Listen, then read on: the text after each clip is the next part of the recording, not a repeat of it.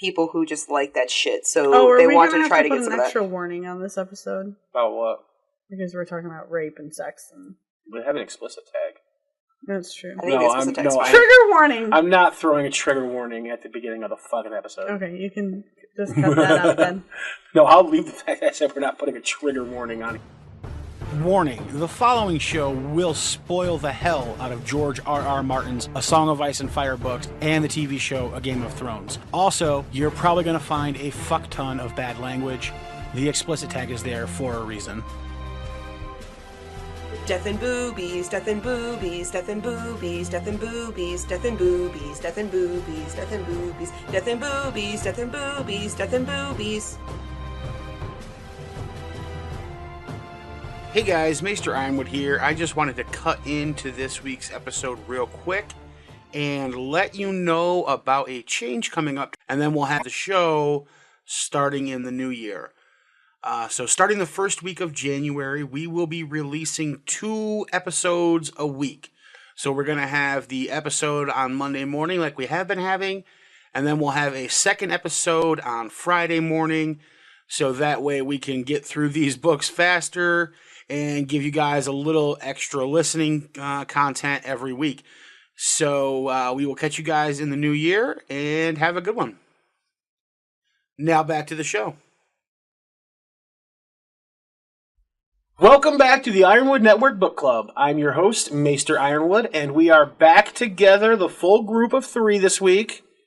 Lady Wyvern has joined us once again, back from her bowling trip. Guys, I did have bronchitis. I did end up in the hospital, and I ended up back at the doctor's 2 days later. Yeah. No, all in the same week. Yep, okay. She went bowling. And then, just for everyone to know, she gave the bronchitis to me afterward, and we're recording on a Tuesday instead of a Sunday. Maester had it too. Yeah. I had it, but mine was thankfully between Monday and Saturday, so I was good to go to record the show. Oh, yeah, no, mine, well, I think I was over the bronchitis by about Saturday, but I had no voice on Sunday from coughing so much. Oh, yeah, you sounded like shit on the phone. Yeah, so... I thankfully didn't lose my voice, which is nice. No, I lost my voice. I think it's because I had to talk to everybody at work the entire time I was coughing too. So then when I finally was like, oh, I can be good, then nope. Yeah, I don't have to talk at work, so that not usually a problem for me. Yeah, fair. It's good. I like it that way. Okay, so we are here this week to discuss Daenerys Chapter 2. Yay! The Wedding of Dany Drogo.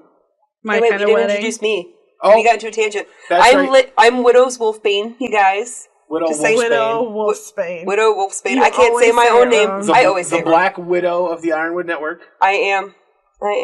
Widow by choice, multiple times. Indeed. I'm rich as fuck, so you guys. If any of you guys out there have any idea, just remember that. Widow by choice. You know. I got great tits, but it only comes at a price. Your life. All right, so we're talking about Daenerys, Chapter 2. This is the big moment for Dany, the wedding scene where her and Jason Momoa get hitched.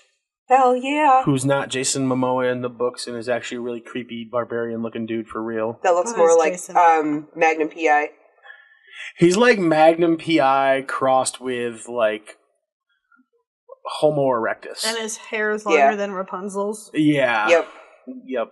And he's got some weird, creepy 70s porn mustache going on in the book. Yeah, that's unfortunate. It's little handlebar Tom thing Selleck jigger going on. Not even a Tom Selleck. Not even a No, it's described more like a disgusting 70s porn stash, I think. Oh, that's unfortunate. Yeah.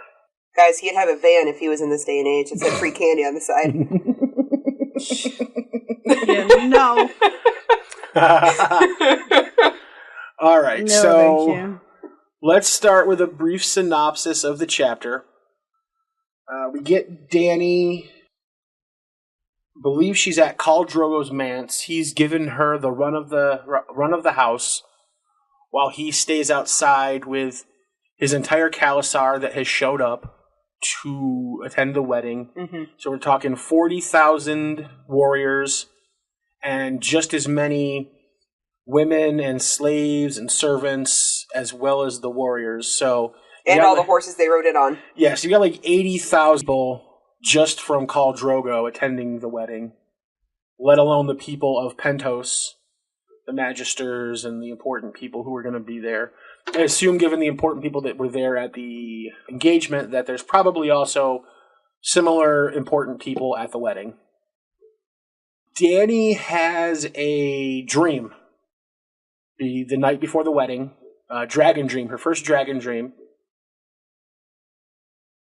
So Dany has her first dragon dream. First, it starts out as a dream where Viserys is screaming at her, telling her that don't wake the dragon. That she woke the dragon. Oh, that she woke the dragon. That she woke the dragon. He was beating her. She woke the dragon inside of him, so he's beating her because that's what he does apparently when the dragon gets woken. So apparently dragons are women beaters, so that's fantastic. Fancy. Yeah, so I guess we don't need to have the Targaryens back anytime soon because they seem to be fucking insane. Well, that works against Wyvern and I and our dragon tattoos. Yeah. Well, so, shit. I know, I got 2 dragon tattoos. Yep. I don't have one yet, but I was planning a full back piece. Mine are wife beaters. Mine are both female. Now. Oh, see, mine's going to be a male and a female. I was having a full back piece. No, mine are both female. Okay. Tangent over. Yes, lots of dragon tattoos in the room. I don't have any tattoos, so... Yeah. But, so anyway, in the middle of the dream, all of a sudden, Dany closes her eyes and the room is engulfed in fire. And she turns back around to where Viserys was, and he's been replaced with a dragon. So now and then she wakes up, and she's more terrified than she's ever been in her life. So a nightmare. So that was her first dragon dream of many that we'll come to. So on the next day, she marries Khal Drogo. We learned that if there are less than 3 deaths at a Dothraki wedding, it's a dull affair, It's a dull affair, and her wedding must have been especially blessed because 12 men died. Yeah, they did. 12. At least 12 men died. I'm assuming that they say at least 12 died because I'm sure there's probably that have a lot of wounds that may die later. Or the fact that there's 80,000 people in the crowd and they couldn't see them all. Yeah, that there's too. 40,000 Dothraki men, not including women, children, and slaves. Yes. Right. I am aware. I read. So I'm sure some Dothraki guy got drunk and slit a couple of slaves' throats. Probably. Yeah. Yeah, most likely that happened. So, but the slaves don't count, of course. No, I mean, we're going to count slaves as people here. Hashtag slaves are people. Yes. On our podcast. For our purposes, they are, but for their purposes, not so much. No, not so much. Considering slaves is a big part of the book, yeah. Right. Yeah. So then we get to the gift portion of the wedding. Well, actually, first we get to Viserys being a whiny bitch who's sad that he gets to get his food. A fucking child. After every single thing that happens at the wedding is a slight against him personally. Yeah. Oh my gosh. Because he's sitting lower than Daenerys. Yep. Right. She's up on top with Khal Drogo. Mm-hmm. Yep. And then he gets second pickings. And then his blood riders are on the next level down, along with Illyrio, Ser Jorah, and Viserys. Yes. No, they're below the Blood Riders. No, they're the same level as the Blood Riders. I think they're on the opposite side. That's why Dany notes of how great of an honor it is that they get to sit there because they're on the same level as his Blood Riders. I was thinking they were below the Blood Riders. Okay. No, they were on the same level as his Blood Riders. No, because then he would also be getting third pickings of what they refused, not second. Not second. Right. Yeah. So and to be honest, for the Kahl to put them at the same level as his Blood Riders. That was very considerate of him because, I mean, his Blood Riders are essentially his brothers. I mean, they are born with him and they die with him. When he dies, they die. All right. So now we're having the discussion during this, Well, it's fine. Okay. We're just going over the thing. And so Viserys gets whiny about the fact that he has to pick the food. Mm-hmm. He gets second offering on the food.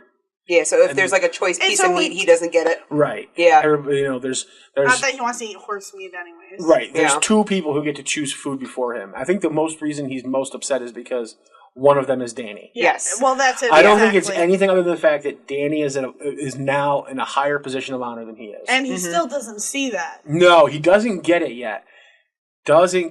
And we'll have to see if he finally gets it at some point, but right now he doesn't get it. Yeah. That he's no longer in charge of her. No. She's the queen of a Khalasar with 40,000 warriors. What does he think he's going to do? Yeah. He can't just... Jorah after them. Except that his sworn sword, Jorah, is in fucking love with Dany. Yeah. Well, I don't know. I wouldn't say yet. Well, it was all he could ask. Oh, but you can kind of see... I mean, he's definitely, you know... The gift, I think the gift that he gives her at the wedding that's one of those things that you don't just give anybody. Yeah, no, like an old book. Yeah. You don't give that to just anybody. And I think it's one of those things too where he said that that he, like, you know, it's all he could afford as a poor guy, which means either it was all he had of his own personal possessions, or it was all he could actually afford with whatever money he did have. I think it was probably like leftover books that he took with him from the library at Bear Island. Bear Island. I don't know. What? You don't know what?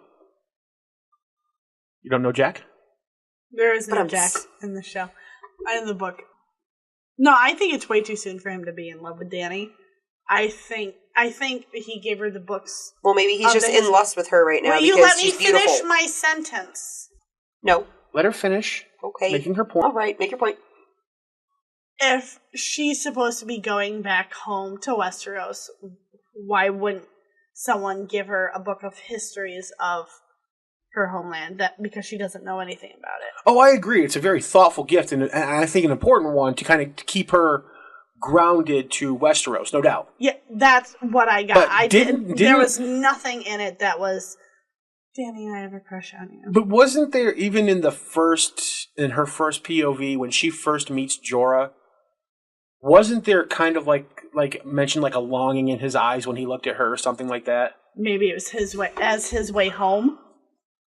Considering he is a spy right now. No, because I don't even know that he really believes that Khal Drogo is actually going to take Viserys to Westeros. Well, no, even if he just got those two to go home. He can't just get them to go. He's helping Dany get married to Khal Drogo. So she can't just leave. So they can go. The only way they're going back is with Khal Drogo's army. That's true. Dany and Viserys couldn't just show up in Westeros by themselves. That's true. They'd get slaughtered. But I don't think that. I think it's too soon in the book for Jorah to be crushing on a 13-year-old. Well, I think Jorah crushing on a 13-year-old at any point in time is a little too soon. Well, yes, period. I agree, but I think at this point, when it's only been a fortnight, if that. That's more than enough time to get a crush on somebody. I don't think it's a crush. Not yet, anyways. I mean, it could be less. It could be like, you know... You lust after a 13-year-old. Because you... Just take away the 13-year-old because you're speaking I know, I'm speaking modern time. Right. Yes, yeah. You have the mental block in your head that...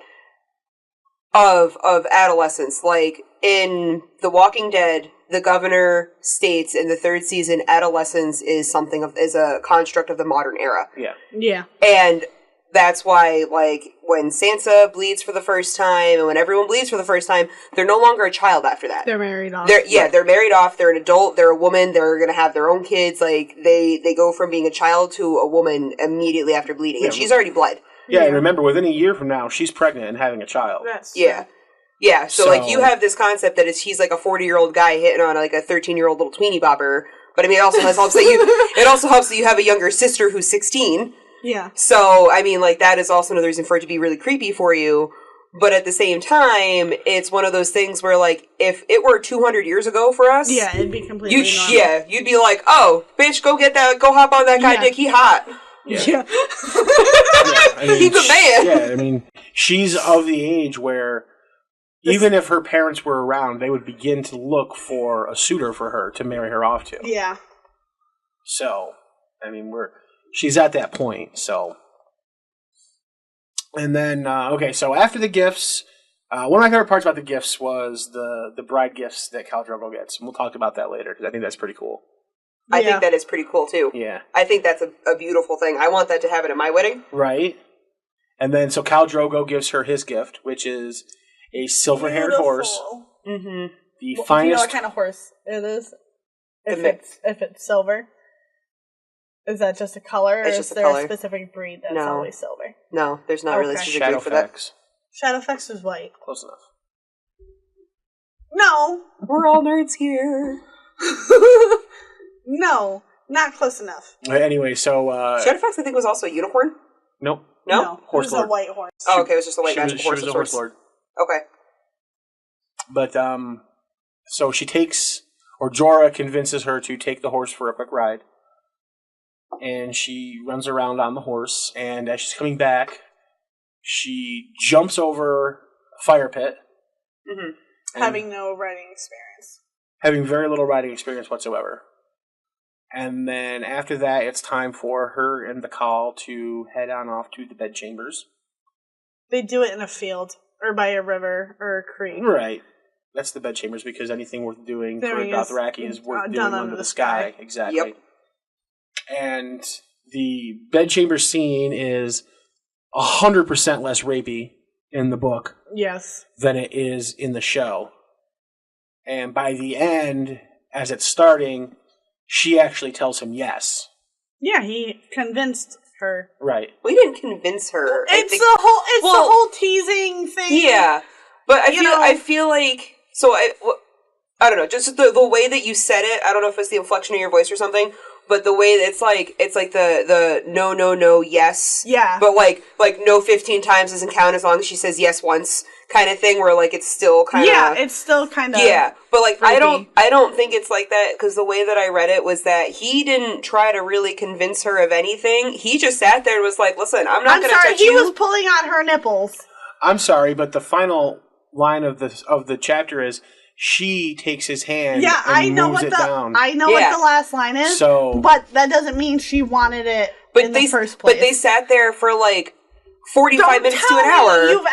You've ever been in anywhere with a guy and you were telling yourself the whole time you weren't gonna do it, and then you're like, no, kissy, no, okay, fine, let's bang.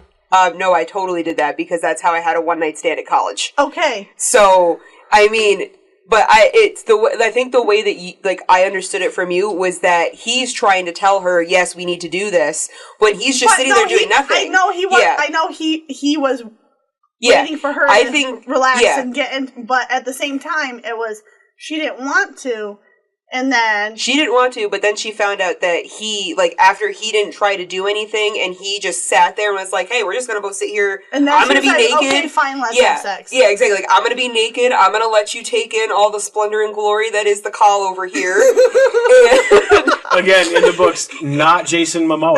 yeah, sorry guys, not just So probably not much splendor. I just Pretend- imagine it. Yeah, as say just Jason Momoa. Yeah. Say Wyvern and I are pretending it's Jason Momoa no matter what. So just sit there and see Jason Momoa sitting naked, like on like a beautiful riverbank or something, and Dany's just sitting there, like staring at this guy and just And like, she's you know naked what? Too at this point. Yeah, and she's getting naked, like she's naked too, and they're just sitting there, and he's just letting her get comfortable. He's like, listen, I'm not going to touch you until, like, you know, we've Until sat you're here for a ready. while. Yeah, until you're ready for this. He goes, and I'm going to test it first. Like, he didn't just, like, go straight for the nipple.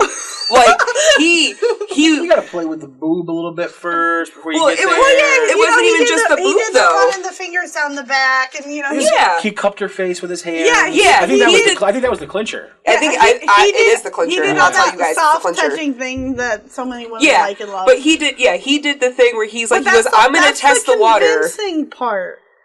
I don't think it's... I'm it's sorry, because fine. if I told the guy I wasn't going to have...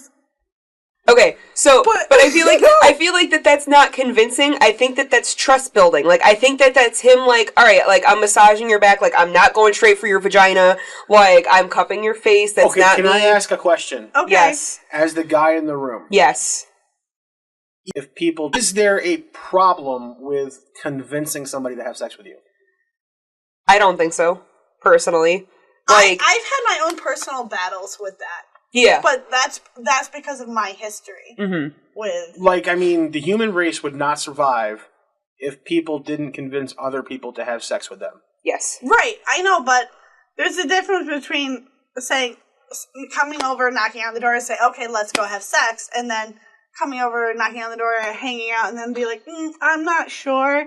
And then, you know, you're sitting on the couch, you're watching Netflix, and then he runs a hand up your thigh. Yeah, you're and Netflixing then, and chilling. You know, But maybe that's the... But That- maybe I mean, I grew up in the 80s and 90s. That's how you made a move. You didn't just say, hey, let's fuck.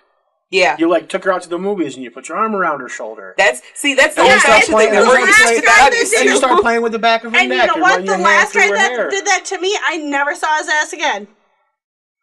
See, and There's this thing called that's because consent that I have a big issue with. If she doesn't want you to put your arm around her, she'll move it. Put your arm around my shoulder, that's fine. Don't slide it down and grab my boob in the middle of the fucking movies. Oh, see, but yeah, no, Who that's, said anything that's, about sliding their hand on and grabbing your boob in the That's middle of what the he movies? did in the movies. Oh yeah, Well, see, no, we're he not was talking wrong. about that. Did I say he that? was wrong. Yeah, no, he was wrong. He did that the entire wrong way. Like, I understand from your experience this. It's the whole consensual thing. Yeah. See, but the thing is, I think with the way that this happened is that when he first went to touch her, like when he first put his fingers on her back and like cupped her cheek and stuff like that, the fact that she didn't reel away from him and that she just let him make physical contact after 45 minutes, that was her saying, okay, well, you're not trying to rape me right now, so I guess I can trust that you're this You're not trying to rape me, so let's have sex. Plus, I think she also thought of him as less of a savage because he at least knew one word in the common tongue. Yes. But at the same time, she also has to have sex. No, he knew that. But at the same time, she has to have sex with him because of her brother. Well, yeah, and so that's the other thing I think too is the reason why she at the end, like after the first couple of times that he touched her, it was not an immediate like I'm just gonna stuff my dick in you and let's go. Yeah. Is that she knew that he could because she's his wife now. Yeah. And in this culture, if he were to be super rapey with her, I think you mean chattel. She's his chattel. Well, yeah. What's that mean? Property. Yeah. Oh, okay. Yeah, but because she like literally belongs to him at this point. Like he could do whatever he wanted to her. Like he could beat the shit out of her, and no one would think about it. Well, yeah, it's mentioned that the Blood Riders in this chapter. It's mentioned that Blood Riders often share the wives of the Kahl. Yeah, but this one doesn't. And she never is shared with. Yeah. So like I think. Riders, so Drogo's a little different. Yeah, so I see where you're coming from. Treating her different. He's treating her differently. Like, if he had just had a standard Dothraki wife, maybe he would have done all those things. So is he treating her different because of Viserys and the deal with Viserys, or just because that's the kind of human No, I think it's because she's an actual princess. Like an actual non-Dothraki princess. I think it's that. So like, he's doing it because of the whole Viserys thing. Yeah, I think one of the reasons he has a giant fancy mansion and he's really good in with all the other masters of like the different places is because he's probably pretty respectful of the cultural differences too. So remember the people that were at his engagement, right? So he's a Dothraki horse lord who has a mansion in Pentos. A 9-towered mansion in Pentos, right? And then with the Doom of Valyria on the wall. With the Doom of Valyria, I think he's a member of the Order of the Green Hand. Personally, I think he was. But I mean, he had septons and septas, and he had maesters, and he had highborn lords and ladies from Westeros. And magistrars from the 9 free cities. I mean, everybody who was everybody was in attendance at the engagement of Khal Drogo. To the Targaryen anyone that princess. wasn't in Westeros. Yeah. No, even people who were in Westeros. Like people came from Westeros specifically for it. Oh, really? There were maesters and lords and ladies from Westeros who attended the engagement. Oh, well, that would explain how the king knew about it. So he's got some interesting friends. Yeah, I'll say. For a Dothraki horse lord. Yeah. Which to me says that he's super respectful of like other people. If other people respect him that much to travel that far and to be like for him to have such great shit and for him to like, have so many like friends in high places, I think it's because like they have a mutual respect for each other also. So I think that's one of the other reasons why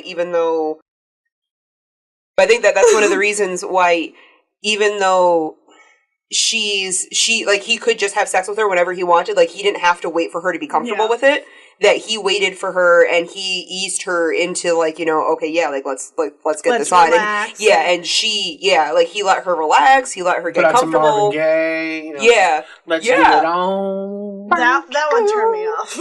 Yeah, I know, right? But so I mean, like, it comes off like, she finally consented. Creepy, but but it was he took his time. Like if if they had not just come from a wedding feast, he probably would have made her dinner. There would have been a nice bottle of wine. He would have ran her a bubble bath. There would be some rose petals on the bed. Like a little late night, midnight swim. There's a creek right there that they get in the water. They can see, and they can go get clean afterward and go have a round 2. All right. And also, this whole time while you two have been talking when I'm not talking, I've been looking for the thing with Ser Jorah and like him looking like longingly at her or something. Mm-hmm. And I don't personally see that myself. So like I don't see that in there, but that could also just not be. Thank you. Like straight out. I don't know. No. But yeah, like it's in his description, like the fit and 40 or fit and tall and 40 or whatever, and balding old and graying and yeah. But no, I think at the. I don't know. I just think it's a very intimate gift to give somebody. I agree with that. Like, but I mean, he was hanging out with the Kahl when they first introduced him. Illyrio mentions him across the room, and he says, like, that's Khal Drogo. Yeah. Okay, how did we go from? Well, she had looked up. Yeah, I'm looking at the thing. Like, I'm back on the first Dany chapter right now for a second. But when she introduced Illyrio, or when Illyrio was telling them, it's like, Ser Jorah was over there next to Drogo. So if Drogo and Jorah come walking up over at these people, and Drogo looks over and Jorah's like oogling his woman, I think that probably would have gone bad for him. It probably would have gone bad, yes. Interesting fight though, because Jorah's a hell of a swordsman. Yeah, he is. I don't know who wins that fight. Really, I mean. Khal Drogo, because he's never lost a fight. Neither is Not until this time. Neither is Jorah. I mean, he's still listen. alive. No one's lost a fight until they lose a fight. Yeah, I mean, eventually everybody loses their first fight, but Ser Jorah, I mean, he's lived through battles. He fought in Robert's Rebellion. He fought against the Greyjoys in the Greyjoy Rebellion. I mean, he was one of the first ones through the wall. Yep. When they knocked down the wall on Pike, in there fighting the Ironborn. So it's not like Ser Jorah can't fight. Right. Yeah. Ser Jorah's got some Jorah's got some mad skills. Remember, his dad was Gior, so yeah, Lord Commander of the Night's Watch. Yep. Jorah's got some skills. Yes, it is. Yeah. So, I mean, I think it'd be an interesting fight. That would be, but I'm glad it never happened. I'm not. I think it would be a really interesting fight to have. We've covered the end of the chapter and the sex scene. Yes. Yeah, we did. Thoroughly. I want to talk about Dany's dream a little bit, because I think it's interesting, and I think we can pull some symbolism out of it. I agree. So it's a dragon dream. It doesn't begin as a dragon dream. It starts as a dream of Viserys beating her. Yeah, which he's known to do, and give her purple nurples and be a douche. And she's terrified of Viserys.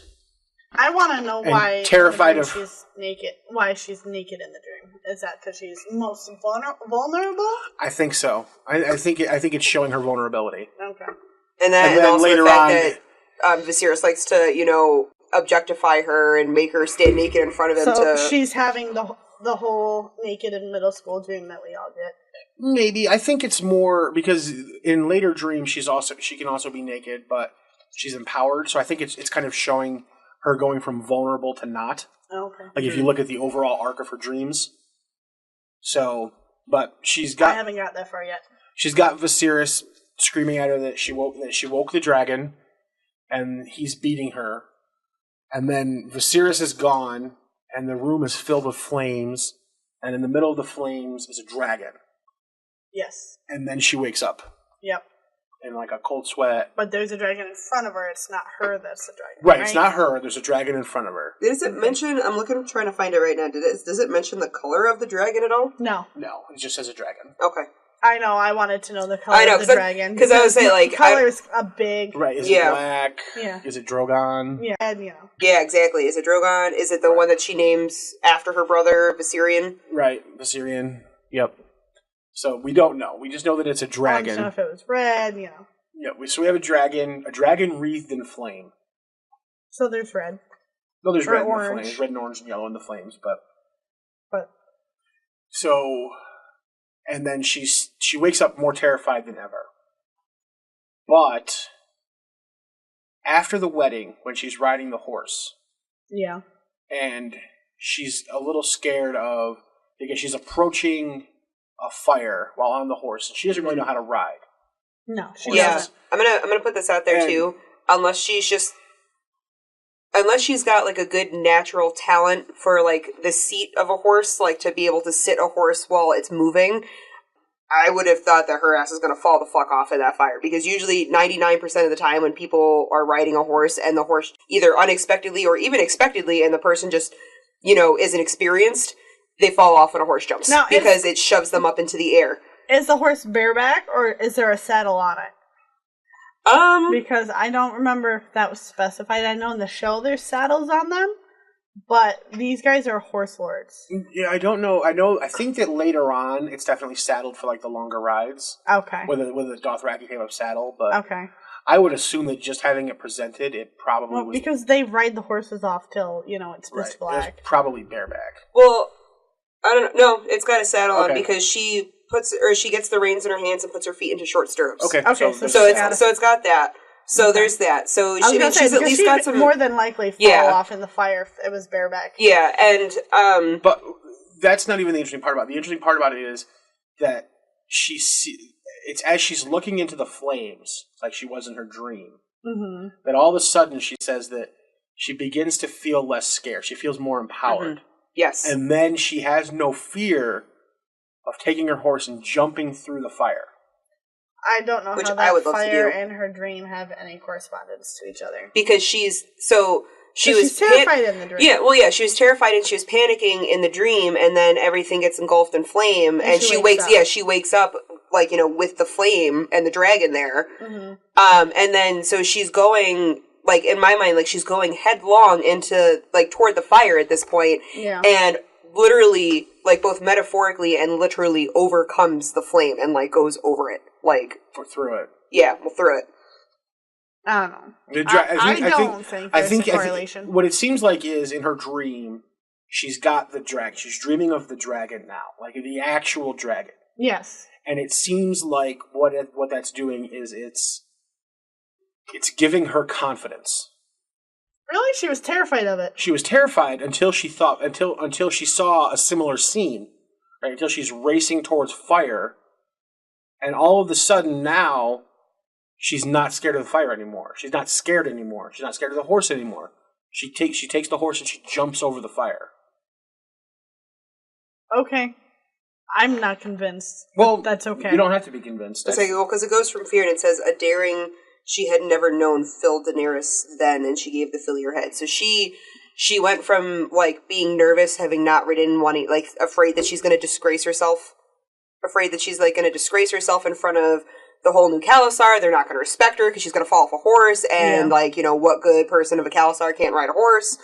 And then she sees this fire in front of her. She sees the fire, and instead of being afraid of the fire at that point, she says, "No, let's fucking do this, and let's up on the reins a little bit so the horse can push itself forward," and goes right over it, and then trots right her ass back over to her husband and to everybody else, and is like, "Look what I did, motherfuckers!" Well, I'm glad she was able to jump the fire, but I don't see the correlation at all. But that's okay. I don't have to see all the symbolism. There's more than one. That's pair why of there's eyes. 3 of us. Yeah, exactly. There's more than one pair of eyes going into this. I like dream things. Although I think some of the things some of us find are a bit of a stretch. Like what? Wait, hold on. Just a quick second. My like Ned committing blood sacrifices to weirwood trees? Yeah. How is that not? No, that's where he cleans the swords and he's doing magic. I don't think that's a stretch. He's doing magic. He's doing blood sacrifices to the weirwood tree. No, I don't think that's a stretch. I think some of the other stuff we were talking about earlier that's not of this podcast episode right now. Oh, some stuff about John's dreams and the crypts and the dead kings of winter. Yeah, all that stuff. Yeah. And the dead kings. It's like books ahead where I'm Spoiler not alert. at. So, yeah, I think some of the stuff... Yes, I'm working on a new essay and video about John's dreams and the crypts of Winterfell and the dead kings of winter and a potential Jon Snow army. That's what she's referring to as craziness. Some of the shit you come up with is pretty damn crazy. But yeah, don't I find evidence for it? Yeah, but I still think some of it's kind of a stretch, and that's okay, because, Widow over here doesn't agree with us with N plus A equals J. R plus L equals A. J. You're right. R I don't plus know L I said A. You're right. R plus L does equal A. Wait, what? Rhaegar plus Lyanna equals Aegon. It does. You are 100% correct. Yes, I am. See? Hey, guys, Maester said I was right about something. Oh, my God. So excited. You are I need to write my mom about this, you guys. R plus L equals fake Aegon. Want to do my quick comparison slate thing of, like, book versus show? Hold on, let's save that for the end. So, I want to talk about the gifts that Dany receives Okay. at the wedding. We already discussed the books. We discussed the books. I think Jorah's gift is pretty cool. It's a very intimate gift. Like, I've only ever given, like, one person that I ever have known, like, an old, like, first edition kind of book. Yeah, that's... It's a very intimate kind of gift for Yeah. somebody. Like, you guys say you don't see that he's already, like, in love with her type of stuff. I but don't. After 2 weeks, that's a very intimate gift to give somebody. Yes. Well, also, just Especially considering she's marrying somebody else. As a random aside, in the video that I posted on my Facebook last night about how to care for your introvert, it also says in there that you should give them first edition novels. So. I did not see that video. It's hilarious. You should watch it. It tells you how to take care of Matt. I was busy doing this thing called work. I do like first You editions. did say the thing. I said your name. And then there's a bunch of other gifts. Illyrio gives her a big trunk filled with the finest linens and fabrics. Velvet. Yes. Velvet. I love velvet. I Face. hate I love velvet. And in the bottom are 3 dragon eggs from the shadow beyond Ashai. Yes. Yes, the That are Shadowlands, so right? old they have turned to stone, but they're still quite beautiful. Yes, and he just gives them to her as, like, you know, pretty They're little objects. They're paperweights. It's you know, she's of the blood of the dragon. Yeah. And, like, you know, they're pretty for her. And I would assume expensive. Like, Yeah. Well, like she Viserys said tries they were, to steal one later on She said to buy an army. Yeah. she said they couldn't have been a pretty penny, or they couldn't have been cheap because Illyrio got plenty Himself. of slaves and horses as his contribution for selling Daenerys to Drogo. So Right. he had the money to splurge on Well, something he already like had the this. money too. Plus, then he also helped Viserys buy the 3, Well, he bought them for Viserys to give to Dany. the women. Yes. Yeah, Oh, because, Viserys obviously has nothing himself. Illyrio obviously had to buy them for Viserys to give. Right, because Yes. Illyrio has Viserys money. is broke as fuck. Right, and Illyrio has a ton Beggar of money. King. Yeah, the Beggar King. I don't think he ever intended to pay him back either. No, doesn't ever I don't intend to know, pay him but back. I think Illyrio knows that if he ever actually did take the throne, He could hold it against he him. owes him favors. Yeah, he'll owe him anything. Like, Viserys will have to look the And other then way there for a will- lot of shit. Yeah. Yeah. Especially since this guy has been, like, very well known for being a really shifty, shady kind of dude. For a guy who lives in a free city who has slaves in his house. Yeah. Yeah, Like, I love that. Yeah. The slavery goes to shit like that over there in Essos, where it's like, you know, like the Andals say that like their faith has never allowed slavery, Yeah. and yet later on in the books it says that when they conquered a city, they killed all the men and enslaved all the women and children. Yep. It's like, so there's a lot of slavery going on for places that say that they don't have slaves. Right. Cheap Yeah. labor, man. Speaking of Viserys' gift, it's 3 basically slaves, 3 handmaids. Yep. Mm-hmm. 2 Dothraki. 2 Dothraki and Pentashi, I think, was the other one? Maybe? I think. No, Lysine girl. Lysine, that's right. She was from Lysine. and Where's she Lysine? she was to instruct her in the womanly Womanly arts. The In other womanly words, arts of teach her love. how to have sex. Right, and Yes. and he tells her that she's a very good. Both I and Illyrio can attest to that. Which is fucking disgusting. Right, Why, which means I wouldn't want to have sex with somebody that slept with one of my siblings. Well, I mean, she's not supposed to have sex with her. She's just supposed to You don't have to have sex to teach somebody. These women you do. I don't Well, I know. mean, they end up having some They end up, yeah. girly girl scenes. Oh, I don't know. But yeah, See, I haven't read that far yet. I'm sorry, I'm worried about STDs. Don't come near me with that shit. it doesn't I sound like don't they think have. they really pay attention to those in this I kind of don't time think frame. They don't got think women they getting do. pregnant with shadow babies. They got much more things to worry about than STDs. I I don't mean, know. that's an STD like gone out of control. You're getting pregnant with shadow You get babies. blisters and warts on her penis. No, you're getting birth of shadow babies. That's an STD. That's Well, out she's of a control. witch anyways. Oh, so That's hilarious. I say there's the husband gifts too. Yes, I love the husband gifts. So, where Maester Illyrio and Jorah had taught her, like, these gifts are worthy of a great warrior, O blood of my blood, but I am a woman, let my lord husband take these in my stead, because she got a whip with a silver handle, a Kalaho, which is the arc? The arc. Yeah, the arc with that's chased in gold, and a Quotho double-curved dragon bone bow. It's taller than she is. But they're made especially for Drogo. Yes, right. Yeah. So his blood riders give them to her. Yeah. And then she says, I'm not worthy of these. These are gifts worthy of a great warrior. Yep. So she gives them to her husband. Please give them to my Kahl. Yeah. Yes. Which I think's weird. It's tradition. Yeah, but it's the same, because it's tradition, because it's also the same thing where, like, they can't give them... Yeah, because it's like they just give them, say, like, hey, man, look what I got you for your wedding day. It's essentially what it would be is kind of like what you would give the bachelor at his bachelor party. It seems like it's kind of like exactly that. But in their culture, they're honoring her by saying that the gifts are for her. Like, these are incredible gifts, and so they honor her, the queen, by giving them to her, and then she honors her warrior husband by giving him saying, the you know, this gift is so amazing, right? Blood Riders, that I'm not worthy of it. It's actually a gift worthy only of a great warrior, which is my husband. So he's the one who needs this. I don't. Using these, he will protect me and the rest of our Khalasar. Right. So this is a gift that he should have. Right. So I think it's more of just like an honoring ceremony. I think it's just more worth than, it's worth. It's an honoring ceremony. I mean, I mean, that's what it is.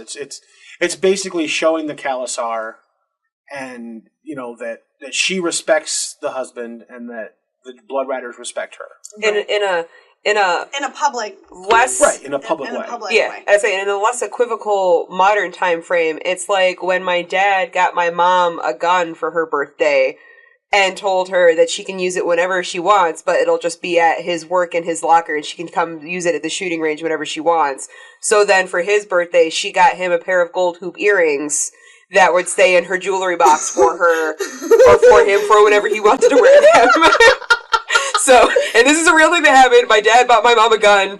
I mean, it is her gun. Like, it is, like, it's on her permit and everything. Oh my god. But she didn't have any reason to use it or carry it or have, like, she actually use it. Like, she didn't have a reason to shoot a gun anytime at any reason. So, it was a gift that he gave her for himself. So she went and got him a gift that was for herself, which is the gold earrings. So. I really got you that Desert Eagle that you've been wanting for so long. Yes, yeah, exactly. That's precisely it. Was your dad actually using the gun at the shooting range? Oh, yeah. Like, because he kept it in his work locker. He was a state trooper, so he kept it in his work locker, because a lot of troopers will actually carry their issued firearm and their own personal firearm, because if they're going out and they have to shoot a deer that got hit by a car and, like, do, like, a mercy kill on it, they don't want to have to fill out paperwork for that. Yeah, so they'll use their own gun for it. So they'll use their own personal sidearm for it, so they don't have to fill out paperwork, and then the animal still gets put down. Sidebar done. All right. Fine. I have to edit it, so yes, sidebar done. Okay. Anyway, so if it was anywhere closely related to the show and the books, I'll keep it, but that's nowhere near anything like that. It kind of worked for me. Yeah, it worked for me too. The first little bit of it until we got into a deep explanation of why state troopers carry two guns. Yeah, I think after the your explanation of your mom and dad's right, we were done then. Yeah. So anyway, okay, so I think we've covered everything as far as the dress made out of 1,000 mice. Why is that like a really expensive? Do you know how hard it is to skin that many mice to make a full-size dress for somebody? Because that's a lot of time and effort to put all those little itty-bitty hides together with your little itty-bitty pieces of horsehair and stuff. Seriously, yeah. Yeah. I don't ever see her wearing That's one of the reason, well, yeah, but that's one of the reason why mink coats are so expensive, because minks are not very big animals, but they're incredibly soft. 50 minks to make a mink coat. I mean. Yeah. It takes a lot, and it takes all the time to put them together. It was just something that was ridiculous, and I felt that. I think it might be more like tradition of some sort. I think it's ridiculous, but I think it's the time and effort of making it. Yeah, and that mice are easily, they're around. Oh, it's like a homemade quilt. Yeah, yeah. It's like a homemade quilt, but the scrap pieces are mice. All right. Yeah. All right, I'll sleep on that. Yep. Now, you said, Widow, that you wanted to talk about a a difference between the book and the show Yeah. that we hadn't talked about yet. Yes, so when she gets the horse from Drogo, in the show, she asks Jorah, how do you say thank you in Dothraki? And there's none of that, like, here. Like, never anywhere in either the first or second Dany chapters does she ever ask, how do you say thank you in Dothraki? Yep. And that was, like, her big thing. She goes, oh, this horse is beautiful or whatever. And, like, it might be something, like, in the book she might already know about that they had to explain out to the TV viewers. But she just tells the Kahl, has the Kahl translated over to for her, is that he basically gifted her the wind. Yeah. Right. Yeah. Well, and I think that goes back to the whole we were talking about how Khal Drogo seems like less of a brute in the books. And it's really seemed like that line in the TV show was there simply for us to take away the idea that the Dothraki are such savages that they don't even have a word for thank you. Yeah. Well, and she didn't even ride the horse in the show. Like... not like that. Yeah, she didn't just jump on the back and go off into the sunset. Yeah, which is the other difference too, is that the only reason she got on the horse was because and the first of all is that in the show Drogo picked her up and placed her on the horse. Right. He did that in the book too. No, he didn't. She climbed up into the stirrup. Yeah. I thought it said he placed her on the horse and then she put her feet in the stirrups. No. I don't think so. I don't think that's what happened. I just read the chapter an hour ago. And maybe it could be. Nervously, Dany gathered the rein. Hold on. Back a little further. He grabbed her by the waist and picked her up as if she weighed nothing more than a child. He stepped up forward, put his hands on her waist, and lifted her up as if she weighed nothing more than a child. Yeah, and set her in the Dothraki saddle. Of course, that's because she is a child. No wonder she didn't weigh more than a child. She's a child. She's not a child. She bled. But you know what? I almost quoted that word for word. It's pretty good. High five. Kudos to you, man. Kudos to you. But yeah, so he did put her up in there, but like she rides the horse for a few minutes first, and then like basically, so she could have had a moment where she could have, she could have like gotten the fuck out of there if. I mean, she wouldn't have, and it would not have worked. Far. No, she would not have. There's 40,000 horse lords right there. I'm not saying it would have been a good idea or would have worked. The thought crossed her mind, though. Yeah, I was like, the thought could have crossed her mind at that point. Like, she's flying on this horse, and she's jumping over this fire. She definitely seems way more accepting and comfortable in the book than she is in the show. Like, the Double D's just really had this thing about making the fucking show just, like, as gruesome and rapey and awful as possible. Because it's supposed to be edgy. It's supposed to be edgy and not whatever and nah. It's for the views. I think the books are edgy enough. I like the books. I like the books a lot We don't need Khal Drogo raping her. No. My thought just goes to the fact that there's people who just like that shit, so they want to try to get some of that. An extra warning on this episode. About what? Because we're talking about rape and sex. We have an explicit tag. That's true. I think explicit tag's fine. Trigger warning! I'm not throwing a trigger warning at the beginning of the fucking episode. Okay, you can just cut that out then. No, I'll leave the fact that I said we're not putting a trigger warning on here. You should make that fuck your guys' trigger warning. Fuck your guys' trigger warning. Don't watch 13 Reasons Why. Trigger warning, witty bitches. Yeah, we're gonna make the cold opening about trigger warnings and how we're not gonna put a trigger warning on the episode. I think it'd be funny. Okay, yeah. That in and of itself is the trigger warning, so get used to it. So no trigger warnings as we jump into the show. Yeah. I think it'd be funny. Oh, we're terrible people here. All right, so yeah, a few differences between the book and the show. Less rapey, and then the rape, the less rapey sex scene. And Are we going to talk about the fact that Viserys grabbed her by the leg and said, make him happy? Oh well, we're talking about it right now because you brought it up. Let's just say Viserys is as awful as Kahl and Stark. I think that might be so. Even though Drogo doesn't know the common tongue, I think in a way, I think he knows that. Does he or doesn't he? I think he does. I had the question in this chapter because I think he does. She tells us that he doesn't know the common tongue. He's that person that sits there. And then he says the word no. Yeah. And she's like, "Oh, you do know the common tongue." No. To which he responds, "No." Yeah. But if it's the only word he knows. But to me that indicates that he understood the sentence that she said. Yeah. Because he answered her question. Yeah. So, and he's not just so like... maybe he just knows a little yeah, bit? it's not like she said... like, it's not I don't even know. If he's got all these friends from, like, over in Westeros and around the world... I think he understands it. I think he's got to communicate with them somehow. I think maybe he just can't form complete sentences or something. Like, maybe he understands it. I think he can. I just think that he's playing a part. Well, I don't know. I mean, that could be too. In the show, I'm not sure about the books, but in the show, Dany is teaching him the common tongue. Right. In the show, yes, but the show is well, like bullshit. I said, I haven't gotten that far in the books. Not related to how the books are, but just from this chapter, I get the sense that he knows the common tongue. I've just kind of maintained that he knows the common tongue solely for the fact of how he knows other languages, obviously. Yeah, he knows some of the bastardized Valyrian that they speak in the 9 free cities. Yep. Okay. And she says that he knows that, but he doesn't know a single word of the common tongue. And then yet later on, he says a word in common tongue. She asks him a question in common tongue, and he answers that question in common tongue. Yeah. But he says the same word 5 times. Because he's trying to convince you that he doesn't know the common tongue. Yes.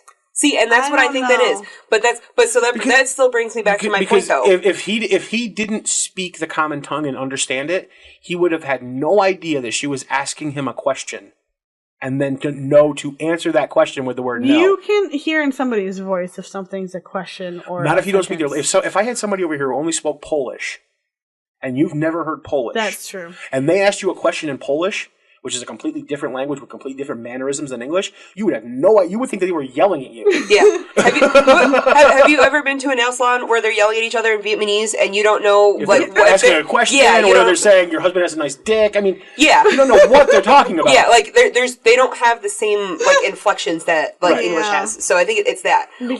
Which brings me to my next point. That he knows, like him knowing the common tongue, like I full on believe that he knows the common tongue, so he heard Viserys. Everything that Viserys has said. Yeah, I think Khal Drogo hears. Yeah, and understands. So I think that's one of the other reasons why he knows that like he's not just going to jump her as soon as he gets to the riverbank, because he already knows that she's been threatened to make him happy. So I didn't realize that. I think that he's just not that much of a brute. Well, that's it. But I think it's why he's making Viserys wait. Yeah. I think that's why he makes him wait. Because he hears Viserys talk about how much of a barbarian he is, and he doesn't even speak our language. So what does it matter? I can talk about him as horrible as I want because he can't understand a fucking word I'm saying. But that's the reason why he doesn't do it. Like, oh, got the fucking words. I'm hearing you. Yeah. So, but that's why he also doesn't just jump her as soon as he gets to the bank, and he lets her trust her first, because he goes, oh, your husband's been telling you how much of a brute and an asshole. Yeah, your brother's been telling me how much of a brute and an asshole and a douche I am. Let me just prove him completely and totally wrong. Yeah, and your brother, grabbed your leg and was going to bruise you and be like, hey, you need to go make him happy right fucking now. Like, let me make you happy first. Like, let me make you comfortable first. I don't even know if it's that calculating. I just think that it shows how much better of a person the so-called barbarian is than the so-called highborn Viserys. Well, we can see that just by watching Pocahontas. Right, I'm just saying. I think it's just drawing a contrast. I think that like him doing that is just drawing a contrast between the barbarian that he's supposed to be, who's actually much nicer of a person than the highborn should-be King Viserys. Yes. Yeah, I 100% believe that he actually speaks the common tongue, and probably more languages. I think he speaks plenty of languages. I mean, he at least speaks 3. He at least speaks Common Tongue, Valyrian, and Dothraki. Yeah. I wouldn't be surprised if he spoke more. Right. I hope he does. I mean, he's got friends from all you guys make a good point. over the place. You make a good point. So, just from this chapter and the first Dany chapter where he has friends from everywhere. Yeah. He knows the common tongue. Because I feel like a lot of people from Westeros would know Dothraki. That's a good point. Yeah, I feel like a lot of people from Westeros seem to know Valyrian and High Valyrian, but not Bastard Valyrian. Right. And so, so how would he know Bastard? Yeah. Because he's, right. Yeah. He spends time in the 9 free cities, more time than we think. And also, I think that by him knowing these languages, but then pretending that he doesn't, he's able to pick up information because people. It's like later on. It's actually like in the pre-released chapters for the next book coming out. One of Arya's chapters. No, it's in Dance with Dragons, where she's blinded. It happens in the show as well. It's a little different, but she's blinded, and so people feel free to talk in front of her. Yes, because they think that she has no idea what's going on. But she can hear. She can hear, but she can't put faces to things. But then she learns that she can see through cat's eyes. Oh, and really? Then all of a sudden she can put faces to the people who are talking. Mm-hmm. And I think it's kind of the same thing with Khal Drogo, where he pretends that he can't understand what people are saying, so they feel comfortable say whatever to they talk want. Things in front of him, talk about things in front of him that they normally wouldn't if they knew he understood what they were saying. Yeah, so it could be one of those things where, like, they're talking about, like, we're going to do this thing over here with these slaves over there, and we're going to transport, like, through this place to this place. And then he could be, like, sitting there, like, not knowing what they're talking about, and then go hit up on those things and, like, take all those fucking slaves for himself if he wanted. I wouldn't even think of something like that. I'm just thinking, like, one of the most important things in Westeros, Varys and Littlefinger have proven is knowledge, information. Mm-hmm. They're little birds. So if important people like Illyrio or other high-placed friends that Khal Drogo has don't know that you speak the common tongue and then are talking to other important people with secrets in your presence in the common tongue, they're more likely to spill some of those secrets because they don't understand that you're going to know them. Yep. That's true. And it looks to me like he has parlayed some of those secrets into quite a bit of wealth, considering he has a 9-towered manse in Pentos. Yeah. Oh, yeah. And of course, if he told someone, if you tell someone I know how to speak common tongue, I'll kill you, they'll definitely believe him. Weren't there Unsullied there? Yeah, he has Unsullied for guards. Yeah. Yeah. Yeah, exactly. The Unsullied are expensive. Yeah. So he, like I said, there's a lot more to Khal Drogo than meets the eye. Right, and there's actually a video I want to do is kind of pull together some theories I have on Khal Drogo, because I think there's a lot more to him than we're led to believe and that most people do believe. Oh, yeah. Let's do it. Oh, yeah. I would love to do that, because Drogo is one of my favorite characters, because he's a facade of whatever was really happening with him. Yeah. I mean, there's some interesting thoughts about Khal Drogo that I've had. Some of them are like really tinfoily. Like I've had some interesting thoughts about him I've too. had thoughts that he's like a faceless man, possibly. You've had thoughts of not a Khal Drogo, Jason Momoa. Well, yeah, but as Khal Drogo. As Khal. You and Khal Drogo LARPing his sex scene at the end of this chapter. Yeah. Okay. Yeah. Absolutely. Gotcha. Now in your dream, was it the TV scene or the book scene? The book Both? scene. Both. Oh. You have rape fantasies? Well, hell yeah. A lot of people Who doesn't want to be powerless for, like, outrageous pleasure? A lot of people do. That's actually one of the most common fetishes people have. Yeah, it is. So I think that covers everything we wanted to say about Dany Chapter 2. We will be back next week with, I believe it is Eddard Chapter 2.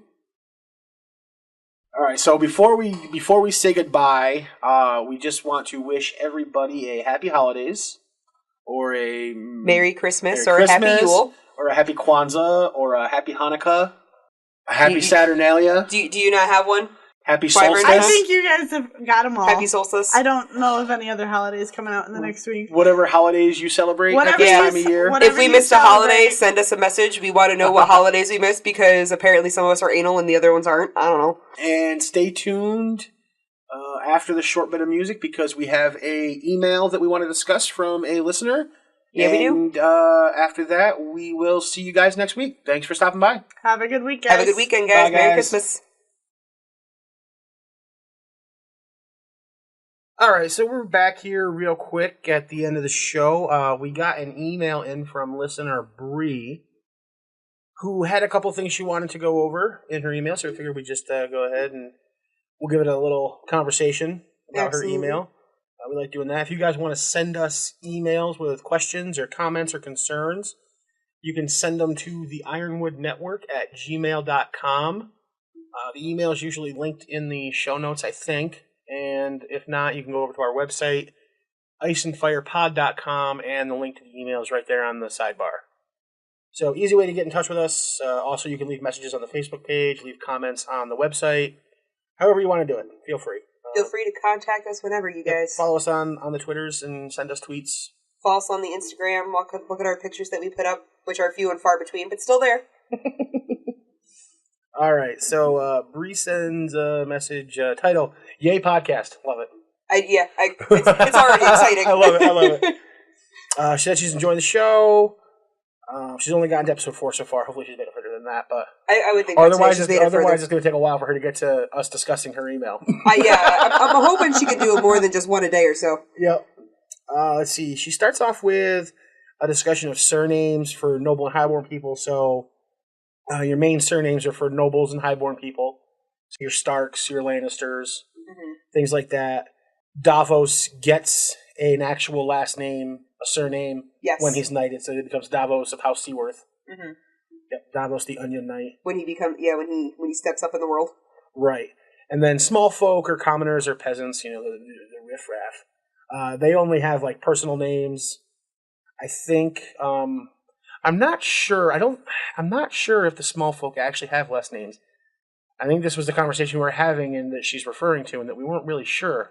I don't think we're really sure. So, I know that the show doesn't count for much for us, but in season 3, Samwell Tarly goes over it with Gilly about the difference between, a family name and, a personal name.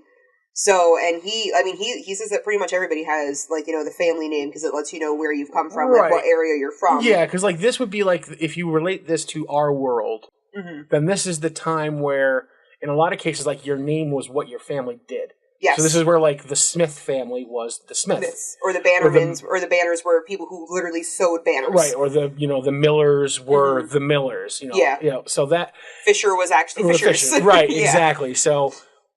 This would be the era where those names, or a name related to a region, would come from. So, your Motts would be from the Boggy Wood area type of thing. So, yes. So I'd have to I guess go through and look for individual small details in the books to see. And I'll keep my eyes open for it. See if we can research it a little bit better. I would imagine that at the very least, your Smiths and your Millers and things like that have that as their name. Now, obviously, it's not like a house name. Yeah. That's carries any weight, like a Stark or a Lannister. Because you could be a Smith from anywhere. You could be a Smith from Dorne or a Smith from the a town could have 3 Smiths, for all you know. Yeah. And they could all be the last name Smith, Yeah. Well, I feel also, as far as, because, of course, with, the legitimate bastard names, there's the Snow, the Rivers, those sort of... Yep, she brings those up. Yeah. And I feel if you're not a bastard, but you don't have a specific last name, you're not a Smith or a Miller or a fisherman or some kind.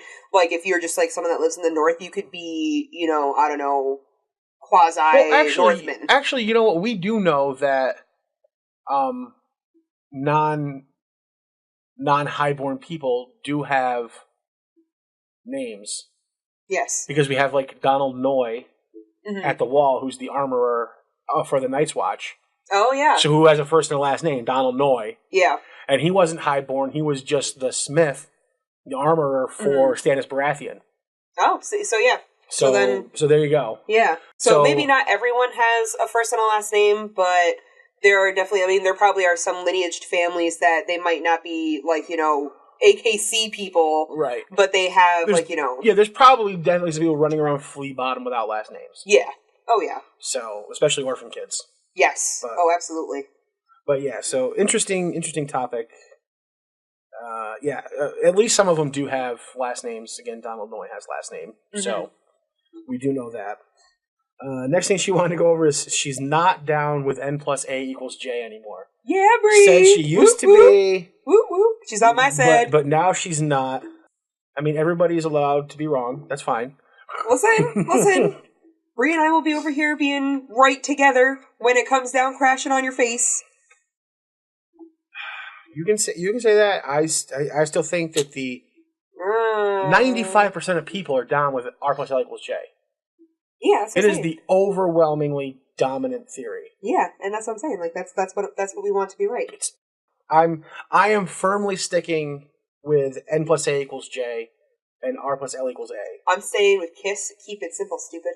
That doesn't apply to George's writing. Damn you. And 90% of every other thing, I would agree, keep it simple, stupid. Big Bill Clinton fan.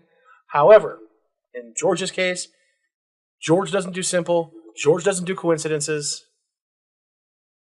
The friggin' fertility goddess Ashara in our world, the goddess of marriage and motherhood and love, who gave birth to the seven stars, is the etymology that Ashara Dane is based off of. He wants you all to go watch the video that he put out about this. There's no way that a character named after a fertility and love goddess, specifically tied to motherhood and to marriage, is going to not have a child, not have a love story, not have a marriage. Just not going to happen. I mean, she probably did, but it doesn't necessarily mean it was with Ned.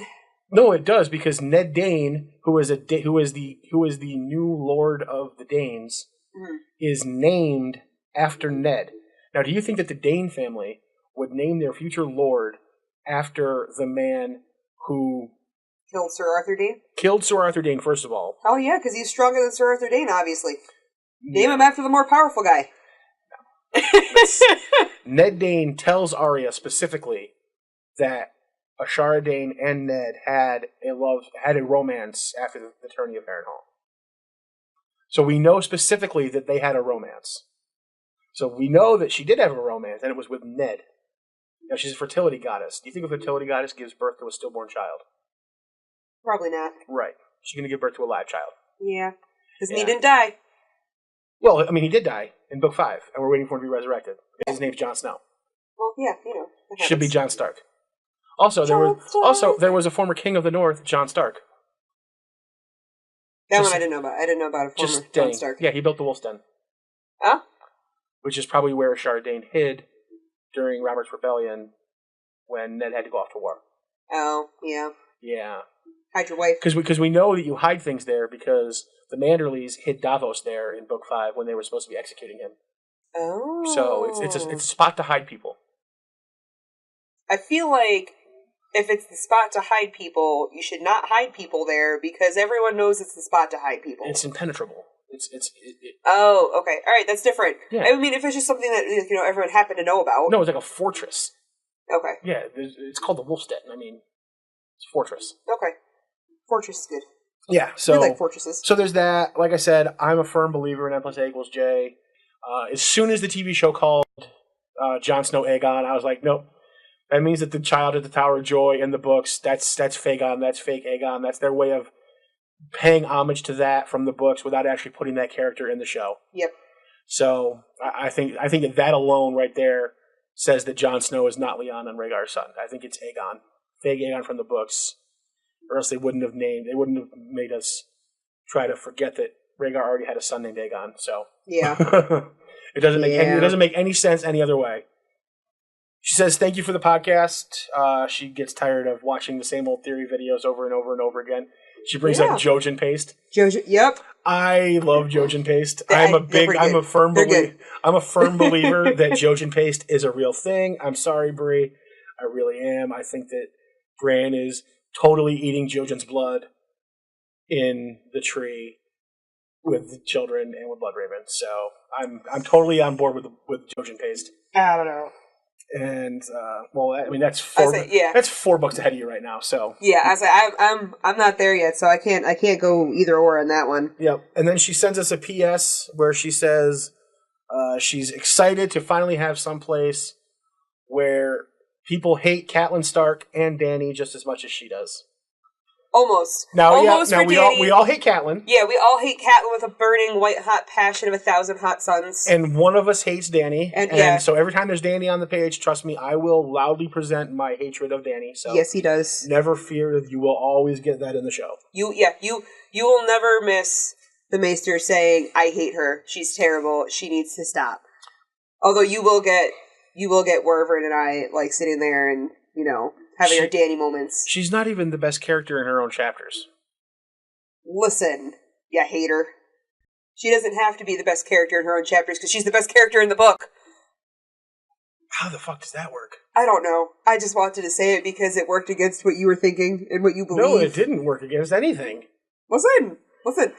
And I don't know what Dario's like in the book yet, so I can't necessarily say that I would or would not be lusting after him. If he's anything like the first Dario in the show, even though I know he doesn't have the same color hair, but because the first Dario was gorgeous, and then they fucking replaced him with the next guy in the next season, season 4. With Eurotrash Dario? Yeah, with Eurotrash Dario in season 4. Yeah. God, everyone hates that guy. Well, what are you going to do? All right. Anyway, thank you for the message, Bree. We definitely appreciate it. It's very cool to know that people listen and send us messages. Yes. That's actually really awesome. Like I said before, if any of you guys want to send us any messages, you can email us, theironwoodnetwork@gmail.com, or head on over to our website, iceandfirepod.com, where we have links to the Facebook to leave comments. You can leave comments right on the website, or send us a tweet, or get the email right from there. Yep. Or send us a comment on an Instagram page. We'll still shout out for those ones too. Yep. Or leave comments on our videos on YouTube, whatever it happens to be. YouTube channel, the Ironwood Network. Whatever floats your boat, you all guys. All the links are in the show notes. So until next week, we'll talk to you guys later. Have a good holiday. Have a good holiday. Bye. See ya.